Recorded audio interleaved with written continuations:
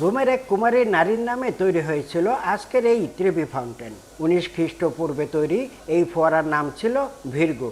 21 কিলোমিটারের এই ফোয়ারাটির 19 কিলোমিটারই ছিল মাটির নিচে। পরবর্তী সময়ে এর নামকরণ করা হয় ত্রিভি ফাউন্টেন, অর্থাৎ 3 রাস্তার মোড়। রাজধানী রোমে ভ্রমণ পিপাসু এমন একজনকেও খুঁজে পাওয়া যাবে না যারা ত্রিভি ফাউন্টেন দর্শন না করে। বিশ্বের বিভিন্ন দেশের নারী পুরুষ শিশুরা আসে এই ফোয়ারাটি দেখতে। তারা এখানে পয়সা নিক্ষেপ করে আবারও ফিরে আসতে চান রোমে। কথিত রয়েছে এখানে পয়সা নিক্ষেপ করলে অবশ্যই তাকে কোনো না কোনো দিন তার ভাগ্য এখানে ফিরিয়ে আনবে। এখানে কয়েন ফেললে রোমে আসার স্বপ্ন পূরণ হয়, তাই সবাই কয়েন ফেলে।